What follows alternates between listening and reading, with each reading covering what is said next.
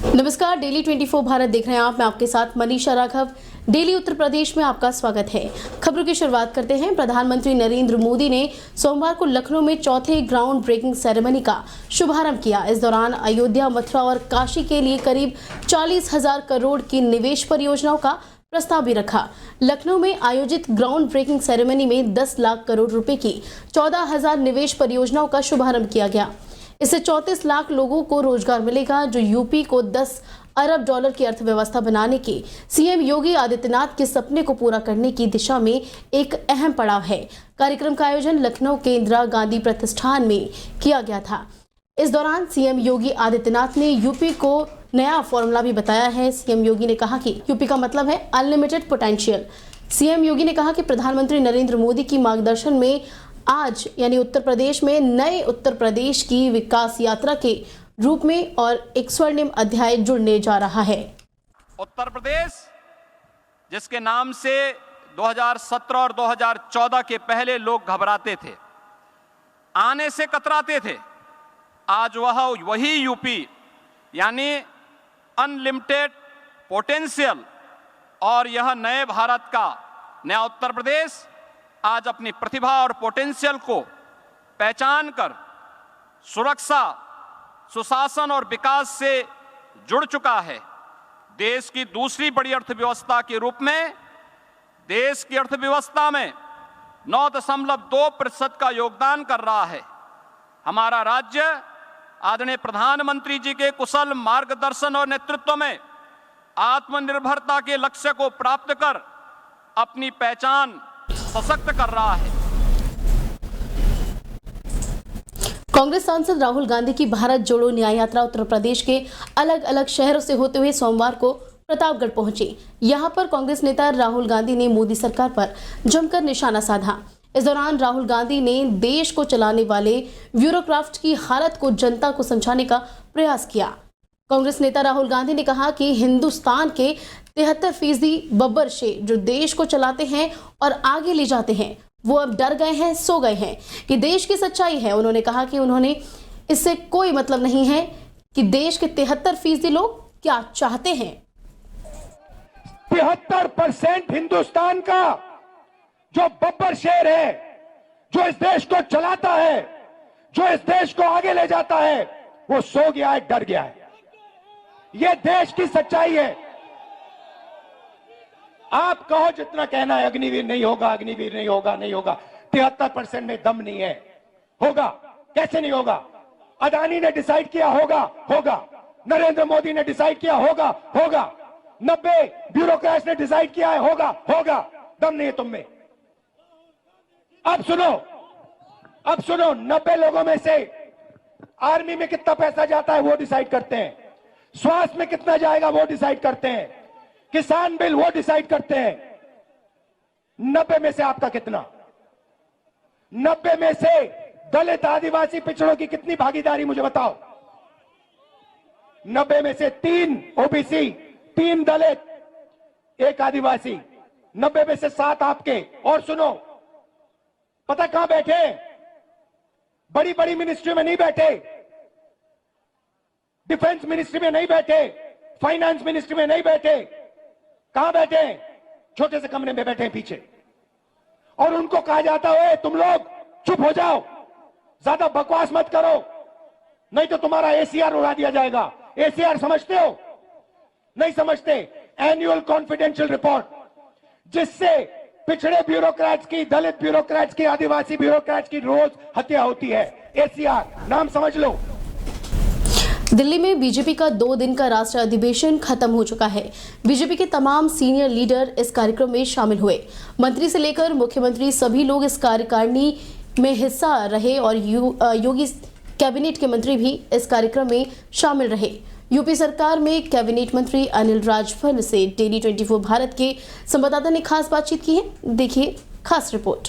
BJP का 2 दिवसीय राष्ट्रीय अधिवेशन समाप्त हो चुका है। प्रधानमंत्री नरेंद्र मोदी ने 400 का पार का नारा भी दिया है। हमारे साथ बातचीत करने के लिए बीजेपी के सांसद भी हैं, वरिष्ठ नेता हैं। सर, जिस तरीके से आपको क्या लगता है 400 के पार की जो बात हो रही है, आप लोग उपलब्धि कर पाएंगे, जीत पाएंगे वो सीट? बहुत आसानी से। जिस तरह से कार्यकर्ताओं में उत्साह है, जिस तरह से उनके अंदर एक संकल्प दिखाई दे रहा है और 100 दिन की कार्य योजना के साथ हम लोग जा रहे हैं।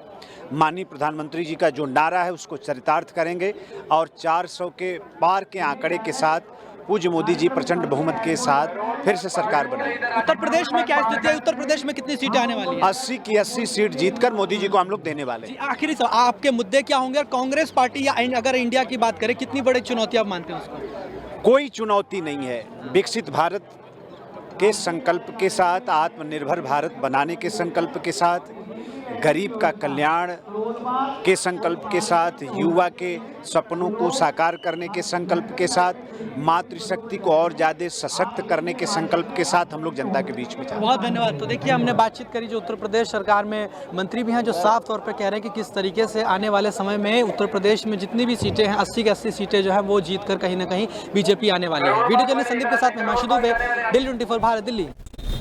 दिल्ली में बीजेपी राष्ट्रीय अधिवेशन में पहुंचे तमाम नेताओं ने 400 पार का नारा दिया। कार्यक्रम में पहुंचे यूपी के परिवहन मंत्री दयाशंकर सिंह ने डेली 24 भारत से खास बातचीत की है, आप भी सुनिए। बीजेपी का राष्ट्रीय अधिवेशन समाप्त हो गया है। तमाम जो नेता हैं वो यहाँ पर पहुंचे हुए थे। प्रधानमंत्री नरेंद्र मोदी ने 400 पार का नारा दिया। हमारे साथ बातचीत करने के लिए उत्तर प्रदेश सरकार में मंत्री। देखिए, मोदी जी आज़ादी के बाद पहले प्रधानमंत्री हैं कि 2014 में जितने मत से जीते थे, 2019 में उससे ज़्यादा मत से जीते और 2024 में तो सभी रिकॉर्ड टूट जाएगा, क्योंकि अभी तो मोदी जी की लहर को नहीं रोक पाए विपक्ष वाले।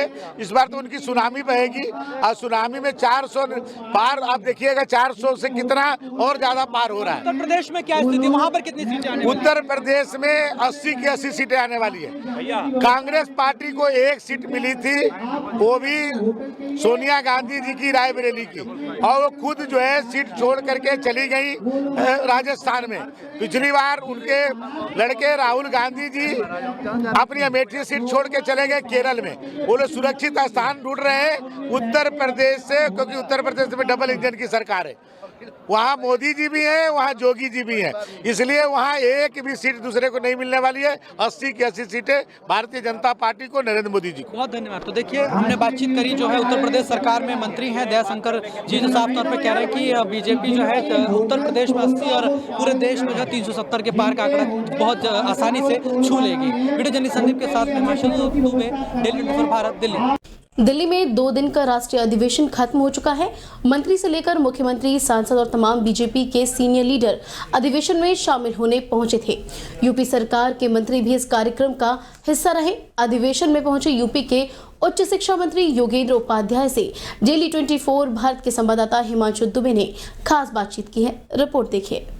बीजेपी का राष्ट्रीय अधिवेशन 2 दिन का अब समाप्त हो चुका है। प्रधानमंत्री नरेंद्र मोदी ने कई अहम बातें बोली और 400 के पार का नारा भी दिया है। हमारे साथ बातचीत करने के लिए उत्तर प्रदेश सरकार में मंत्री, शिक्षा मंत्री, जो उच्च शिक्षा मंत्री योगेंद्र जी हैं। सर, जिस तरीके से प्रधानमंत्री की आपने स्पीच भी सुनी होगी, क्या लगता है कितना फायदा आपको चुनाव में पहुंचेगा इससे? प्रधानमंत्री जी ने जो मूल मंत्र दिया है काम करने का, देश के विकास का, वो कहते हैं कि हम सरकार बनाने के लिए चुनाव नहीं लड़ते हैं, हम भारत बनाने के लिए चुनाव लड़ते हैं। और पिछले उनके 10 साल के कार्यकाल ने दिखा दिया जनता को कि नए भारत का, नए तेवर वाले भारत का जन्म हुआ है। अब वो विकसित भारत के लिए चुनाव लड़ने का उन्होंने आह्वान किया है।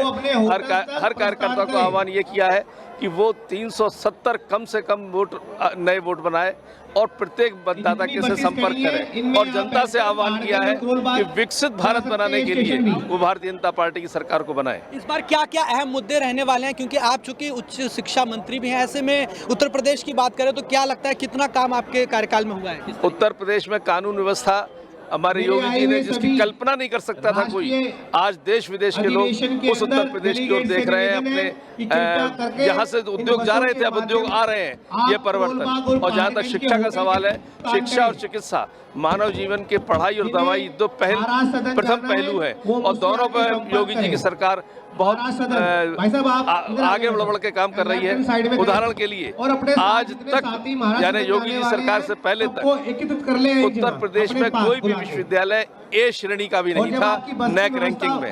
आज 5 सरकारी विश्वविद्यालय A++ और 3 सरकारी विश्वविद्यालय A+ और 5 सरकारी विश्वविद्यालय ए श्रेणी के, ऐसे ही प्राइवेट में 4 A+ के और 7 ए श्रेणी के, यानी इस रैंकिंग के प्राप्त है।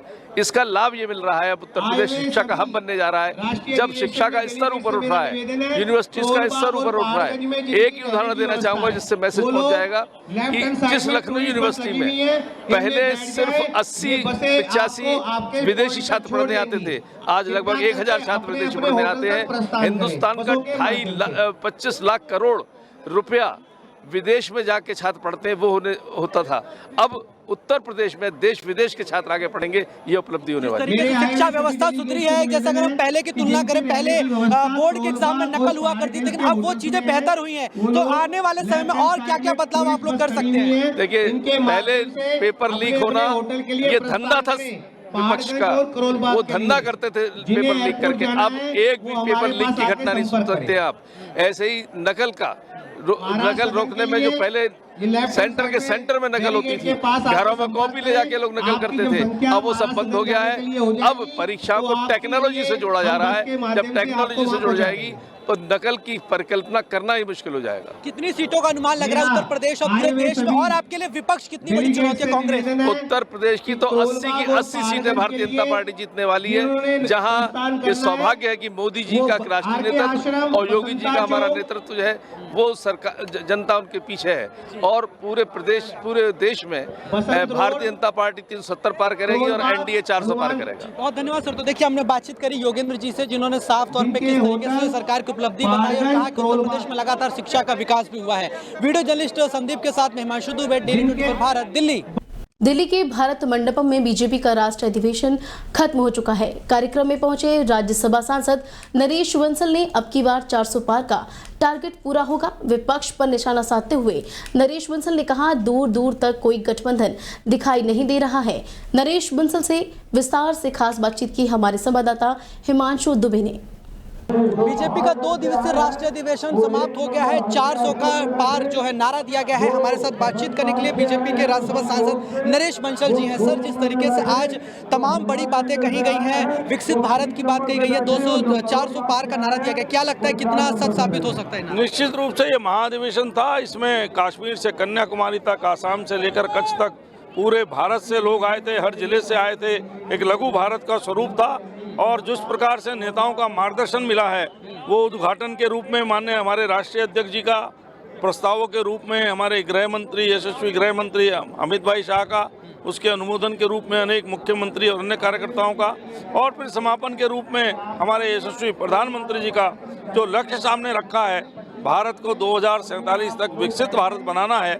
और उसके लिए भारतीय जनता पार्टी की इस बार 370 और एनडीए की 400 पार ये लाने का लक्ष्य लेकर के सारे कार्यकर्ता संकल्प लेकर के जा रहे हैं। और उत्तर प्रदेश में क्या स्थिति है? अगर उत्तर प्रदेश की बात करें, वहां से आप आते हैं। 80 जीतेंगे। 80 में 80 जीतेंगे। और बीच कांग्रेस और इंडिया गठबंधन कितनी बड़ी चुनौती है? कोई गठबंधन कहीं दिखाई नहीं दे रहा है। बहुत धन्यवाद। तो देखिए, हमने बातचीत करी जो कि नरेश बंसल जी हैं, बीजेपी के राज्यसभा सांसद भी हैं और कोषाध्यक्ष भी हैं राष्ट्रीय, और साफ तौर पर कह रहे हैं किस तरीके से विपक्ष उनके लिए कोई भी चुनौती नहीं है और बहुत ही आसानी से बीजेपी 370 के पार और एनडीए जो है वो 400 के पार जो है पहुंचने वाली है। वीडियो जर्नलिस्ट संदीप के साथ में हिमांशु दुबे, डेली 24 भारत, दिल्ली। दिल्ली में हुए बीजेपी राष्ट्रीय अधिवेशन में इस बार 400 पार का नारा खूब गूंजा है। यूपी सरकार के पूर्व कैबिनेट मंत्री मोहसिन रजा ने कार्यक्रम की तारीफ करते हुए कहा कि पीएम मोदी ने देश के हर वर्ग के लिए काम किया है और इस चुनाव में हमें 400 पार जाने में कोई संदेह नहीं है। डेली 24 भारत की टीम से मोहसिन रजा ने एक्सक्लूसिव बातचीत की है, देखिए। बीजेपी का राष्ट्रीय अधिवेशन समाप्त हो गया है। प्रधानमंत्री नरेंद्र मोदी ने कई बड़ी बात बोली और 400 के पार का नारा भी दिया है। हमारे साथ बातचीत करने के लिए बीजेपी के वरिष्ठ नेता मोहसिन रजा जी हैं। सर, जिस तरीके से प्रधानमंत्री ने 400 के पार का नारा दिया है, क्या लगता है उत्तर प्रदेश में क्या स्थिति है? कोई संदेह नहीं है 400 पार जाने में, क्योंकि आदरणीय मोदी जी के नेतृत्व में जिस तरह से काम हुआ है आप सबने देखा है और 10 वर्षों में ऐसे ऐतिहासिक काम हुए जो 60 वर्षों में नहीं किए थे विपक्ष ने या कांग्रेस ने। और आने वाला कल जो भी है वो देश को समर्पित है। मोदी जी की सारी योजनाएं देश के लोगों को समर्पित हैं। ये जहां पर आप खड़े हैं, आपने कभी सोचा था कि भारत मंडपम ऐसा होगा? यहाँ पर ट्रेड फेयर लगा करते थे, हम लोग आया करते थे, धूल उड़ा करती थी। आज कम से कम एक अच्छी व्यवस्था दी है। ऐसे ही पूरे देश के कोने कोने में व्यवस्था दी है उन्होंने। तो मुझे लगता है कि एक एक लाभार्थी उनके साथ में है और हम 400 के पार जाएंगे। जी सर, जिस तरीके से उत्तर प्रदेश से आप आते हैं और अल्पसंख्यक समुदाय की बात करें तो वहां पर अल्पसंख्यक समुदाय किसके साथ? देखिए, जो भी योजनाएं आदरणीय मोदी सरकार ने बनाई हैं देश में, उसमें कोई भेदभाव नहीं किया है। बिना भेदभाव के, बिना मत और मजहब और बिना जाति को देखे पात्रता के आधार पर योजनाएं बनाकर लाभ पहुंचाने का काम किया गया है लाभार्थियों को। वो हमारे साथ। तो देखिए, हमने बातचीत करी मोहसिन रजा जी से, जो उत्तर प्रदेश से आते हैं, वरिष्ठ नेता भी हैं। निश्चित तौर पर कह रहे हैं कि बीजेपी जो इस बार 400 के पार जो है वो कहीं ना कहीं पहुंचती नजर आएगी। वीडियो जर्नलिस्ट संदीप के साथ हिमांशु दुबे, डेली 24 भारत, दिल्ली। नोएडा के थाना फेज 3 पुलिस ने आशी नागरिक पुलिस भर्ती परीक्षा में फर्जी आधार कार्ड तैयार कर परीक्षा देने आए सॉल्वर और परीक्षार्थी को गिरफ्तार किया है। उनके कब्जे से एक आधार कार्ड, फर्जी प्रवेश पत्र, OMR उत्तर पत्रक, क्वेश्चन बुक, 12 वर्क और 2 मोबाइल फोन भी बरामद हुए हैं। बुलंदशहर जिले के जहांगीरपुरी निवासी हरीश पाल अत्री के भाई आकाश ने सॉल्वर बादल से भाई के बदले परीक्षा देने के बजाय 5 लाख रुपए देने की बात कही थी, जिसको लेकर सॉल्वर बादल तैयार हो गया और उसको 2 टुकड़ियों में 2 बार पेमेंट भी की गई, जिसमें 20,000 एक बार और 99,000 दूसरी बार एडवांस दिया गया। बाकी की राशि पेपर देने के बाद देने की बात तय हुई थी। पुलिस ने मामले पर कार्रवाई करते हुए बादल चौधरी और हरीश को गिरफ्तार कर लिया है। एटा में पुलिस भर्ती परीक्षा लीक का आरोप लगाते हुए छात्रों ने हंगामा काटा। छात्रों के हंगामे को देख मौके पर पुलिस बल के साथ आला अधिकारी पहुंचे। छात्रों ने परीक्षा रद्द कर दोबारा परीक्षा कराए जाने की मांग उठाई और धरना स्थल पर कलेक्ट्रेट तक जमकर नारेबाजी की है। छात्रों का आरोप है कि मेहनत करने वाले अभ्यर्थियों के साथ नाइंसाफी हुई है। पुलिस सिपाही भर्ती परीक्षा दोबारा होनी चाहिए। सैकड़ों की संख्या में धरना स्थल पर इकट्ठा हुए छात्रों ने मुख्यमंत्री के नाम जिलाधिकारी एटा को ज्ञापन सौंपा है। इस मौके पर भारी संख्या में पीएसी और पुलिस बल को भी तैनात कर दिया गया था। बता दें कि छात्रों ने व्हाट्सएप, ट्विटर, फेसबुक समेत अन्य सोशल मीडिया प्लेटफॉर्म्स पर पेपर लीक होने का आरोप लगाया है और दोबारा पेपर कराने की मांग भी की है। पुलिस भर्ती के परीक्षार्थी बच्चों ने माननीय मुख्यमंत्री को संबोधित ज्ञापन दिया है, जिसमें इनकी जो आशंकाएं हैं माननीय मुख्यमंत्री जी के स्तर पर विचार के लिए भेज दिया जाएगा। बच्चों की जो मांगे हैं उस पर उच्च स्तर से जो उचित होगा वो निर्णय लिया। यूपी के बिजनौर में एक महिला की गला दबाकर हत्या कर दी गई। हत्या का आरोप पड़ोसी पर लगा है। जानकारी के मुताबिक आरोपी ने पहले घटना को अंजाम दिया, उसके बाद खुद फांसी के फंदे से लटककर खुदकुशी कर ली। इस आत्महत्या से गांव में सनसनी फैल गई है। जानकारी मिलते ही एसपी पुलिस के साथ मौके पर घटनास्थल पहुंचे और इस हत्या की वजह प्रेम प्रसंग बताई जा रही है। फिलहाल पुलिस ने दोनों शवों को कब्जे में लेकर पोस्टमार्टम के लिए भेज दिया है और आगे की जांच में जुट गई है। आज सुबह कीरतपुर थाना पुलिस को एक सूचना प्राप्त हुई कि ग्राम शेखपुर लाला में एक व्यक्ति लक्ष्मण, उसने गांव की एक महिला धर्मवती की गला घोंटकर हत्या कर दी तथा बाद में उसने सुसाइड कर लिया। इस सूचना पुलिस तत्काल मौके पर पहुंची। फील्ड यूनिट को भेजा गया मौके पर। मेरे द्वारा भी घटनास्थल का निरीक्षण किया गया। ग्रामवासियों से वार्ता की गई तो उन्होंने ये बताया कि लक्ष्मण का धर्मवती के साथ पिछले कई सालों से संबंध था। उनके बीच में मनमुटाव हो गया था। इसी कारण लक्ष्मण ने धर्मवती की हत्या कर दी तथा बाद में उसने आत्महत्या कर ली। इस संबंध में समस्त वैधानिक कार्रवाई की जाएगी। Thank you. सहारनपुर के थाना बिहारीगढ़ पुलिस को बड़ी सफलता हाथ लगी है। पुलिस ने कार्रवाई करते हुए डोडा पोस्ट का एक बड़ा जखीरा बरामद किया है। पुलिस ने 37 कट्टे डोडा पोस्ट बरामद कर 2 नशा तस्करों को गिरफ्तार कर जेल भेज दिया है। तस्करों के पास से बरामद डोडा पोस्ट की कीमत 50 लाख रुपए बताई जा रही है। जानकारी मिली है कि नशे के सौदागर डोडा पोस्ट की सप्लाई राजस्थान मुजफ्फरनगर शामली हाईवे के पास वाले ढाबों पर अच्छे दामों में करते थे। वरिष्ठ पुलिस अधीक्षक सहारनपुर द्वारा गिरफ्तार करने वाली टीम को 25,000 इनाम भी दिया गया है। आज मादक पदार्थों की तस्करी पर एक बड़ा प्रहार करते हुए जनपद सहारनपुर की बिहारीगढ़ थाना की पुलिस ने एक ट्रक पकड़ा जिसमें कि लगभग 550 किलो डोडा पोस्त पुलिस ने बरामद किया है। इसमें 2 अभियुक्तों को गिरफ्तार किया गया है। दोनों अभियुक्त थाना फतेहपुर के रहने वाले हैं और ये उदयपुर से यहाँ माल लाते थे और रास्ते में ये मुजफ्फरनगर, शामली, सहारनपुर और हरिद्वार के कई स्थानों पर इसे बेचा करते थे। खास बात यह है कि जब इस कंटेनर की जांच की गई तो इसमें ड्राइवर सीट के पीछे इन्होंने पार्टीशन डालकर एक गोपनीय कैबिन बना रखा था जिसमें कि ये बोरे जो मादक पदार्थों के हैं वहां छुपाते थे। सिद्धार्थनगर माध्यमिक शिक्षा परिषद की ओर से आयोजित होने वाली बोर्ड परीक्षा को लेकर तैयारी पूरी हो चुकी है, लेकिन जब डेली 24 भारत की टीम मौके पर पहुंची तो सभी व्यवस्थाएं सही दिखाई दी। आपको बताते चलें कि जिले के 114 केंद्रों पर 22 फरवरी से परीक्षा शुरू हो रही है। यूपी बोर्ड की हाई स्कूल और इंटरमीडिएट की बोर्ड परीक्षा की ऑनलाइन निगरानी होगी। नकल के लिहाज से संवेदनशील केंद्रों पर एसटीएफ नजर रखेगी। सघन निगरानी के लिए कंट्रोल रूम स्थापित किया गया है। यहां से 9 लैपटॉप के जरिए केंद्रों की ऑनलाइन मॉनिटरिंग की जाएगी। यूपी बोर्ड की साल 2024 की परीक्षा की ऑनलाइन निगरानी के लिए DIOS कार्यालय में जिला स्तरीय कंट्रोल रूम बनाया गया है। जिले के सभी 114 परीक्षा केंद्रों को CCTV कैमरों से जोड़ा जा रहा है। प्रदेश के मुख्य सचिव ने निगरानी बनाकर नकल कराने वालों पर रासुका लगाने के लिए कहा है। मेरे विद्यालय का नाम शहीद आजम भगत सिंह बजहाँबाजा उच्चतर माध्यमिक विद्यालय बजहाँबाजा सिद्धार्थनगर है, जो परिषदीय परीक्षा 2024 के लिए सेंटर बनाया गया है। कितने बच्चों का यहाँ व्यवस्था है?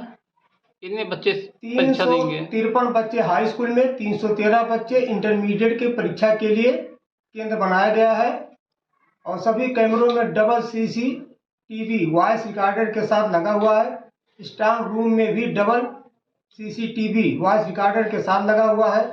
सीलिंग पैकिंग में वॉइस रिकॉर्डर सहित CCTV लगा है। प्रधानाचार्य कक्ष में CCTV वॉइस रिकॉर्डर के साथ लगा है। गेट पर लगा हुआ है और सारी व्यवस्था परीक्षा को सुचारू रूप से चलाने के लिए शासन की मंशा के अनुसार तैयारी कर ली गई है। बोर्ड परीक्षा की कॉपी भी आज ले आया हूँ। इस बार हमारे जिले में 114 सेंटर बनाए गए हैं। जो विभाग की मंशा है उसके अनुरूप हमारे पूरी तैयारी हो गई है। सभी विद्यालयों में पेपर रखने के स्ट्रांग रूम बना दिए गए और पेपर बहुत जल्द जनपद को मिलने वाला है। जैसा कि अभी गूगल मीट में जो सूचनाएं हम लोगों को मिल रही हैं उसके हिसाब से 12 तारीख के बाद पेपर मिल जाएगी और पेपर उनको हम लोग पुलिस अभिरक्षा में उनके स्कूल में जो स्ट्रांग रूम है वहाँ रखवा दिया जाएगा। सर, नकल को रोकने के लिए विभाग द्वारा क्या इस बार विशेष प्रयास किया जाएगा? पूर्व की भांति इस बार भी पूरी चाक चौबंद व्यवस्था है। पूरी तरह से अब तो पेपर के निगरानी में ही प्रत्येक सेंटर पर 2 पुलिस रहती है। यूपी के बांदा में दर्दनाक सड़क हादसा हुआ। एक ट्राला ने बाइक सवार भाइयों को कुचल दिया। टक्कर इतनी जोरदार थी कि मौके पर ही एक शख्स की मौत होगी। बताया जा रहा है कि दोनों भाई पपरेंदा गांव से बांदा की ओर आ रहे थे। पुलिस ने घटनास्थल पर पहुंचकर मामले की जांच शुरू कर दी। घटना के बाद परिजनों का रो रो कर बुरा हाल है। खबर ताज नगरी आगरा से है, जहां बॉलीवुड सिंगर जावेद अली ताज का दीदार करने पहुंचे। जावेद ने ताज के साय में जाकर जमकर फोटोग्राफी भी की है। जैसे कि जावेद अली को लोगों ने देखा, उनके साथ सेल्फी लेने के लिए पर्यटकों की भीड़ लग गई। जावेद ने ताज का दीदार करने के बाद उसकी खूबसूरती की जमकर तारीफ की है। बता दें कि आगरा में 17 फरवरी से शुरू हो चुका महोत्सव 27 फरवरी तक चलेगा। इस महोत्सव में हिस्सा लेने देश विदेश से पर्यटकों की भारी भीड़ उमड़ने वाली है। आज छत्रपति शिवाजी की जयंती है। शिवाजी का नाम इतिहास के सुनहरे पन्नों पर दर्ज है। महाराष्ट्र से बड़ी संख्या में लोग आगरा पहुंचे। आगरा में छत्रपति शिवाजी की जयंती बड़े ही हर्षोल्लास के साथ मनाई गई। आगरा लाल किले में कई सांस्कृतिक कार्यक्रम आयोजित किए गए। इस मौके पर शिवाजी महाराज की मूर्ति पर लोगों ने माल्यार्पण किया।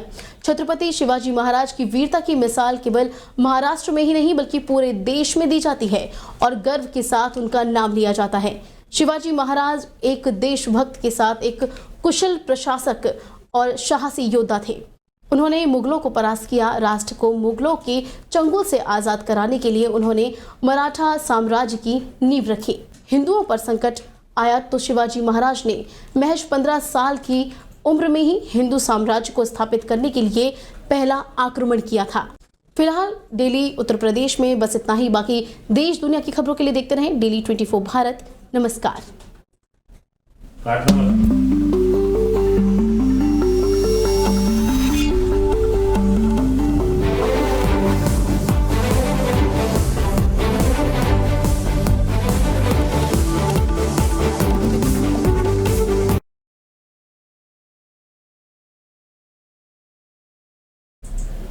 फिलहाल दिल्ली उत्तर प्रदेश में बस इतना ही। बाकी देश दुनिया की तमाम खबरों के लिए देखते रहें डेली 24 भारत। नमस्कार।